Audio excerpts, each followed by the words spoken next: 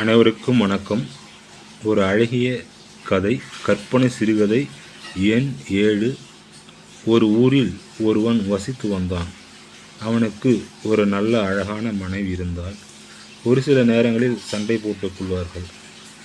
அந்த நேரத்தில் அவனுடைய மனைவி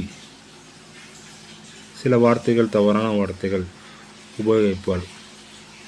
அதுபோன்று ஒரு நாள் சின்ன சண்டை வந்தது. ஒரு நாள் அவன் சென்று கொண்டிருக்கும்போது கீழே தவறுதலாக விழ முற்பட்டான். அப்பொழுது திடீரென்று இருவர் தாங்கி பிடித்து கொண்டனர். அவன் கீழே விழ முற்படும்போது இருவர் தாங்கி பிடித்து கொண்டனர். அதில் ஒருவர் 6000 கடன் கொடுக்க வேண்டிய நபர், இன்னொருவர் பலமுறை சாப்பாடு வாங்கி கொடுத்த நபர். இதனால் என்ன பயன் என்று அவன் பல தடவை நினைத்ததுண்டு.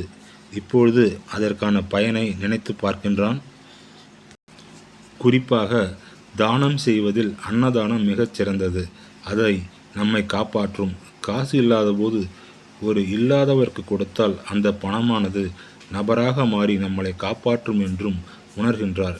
இந்த கதையோட கருத்து என்னன்னா, நம்மை சார்ந்த உறவினர்கள் கூட நம்மை வெறுத்து ஒதுக்கினாலும் கூட நாம் செய்த புண்ணியம் நம்மை காப்பாற்றும்.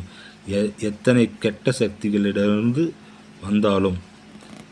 கதையோட மாறல் என்ன அப்படின்னா, நீ செய்த புண்ணியம், அதாவது உணவு, பணம், காசு உன்னை என்றும் காப்பாற்றும். சேர்த்து வைத்து கொண்டே இருப்பதில் எந்த புண்ணியமும் இல்லை. இந்த கதையோட தலைப்பு புண்ணியம். நன்றி.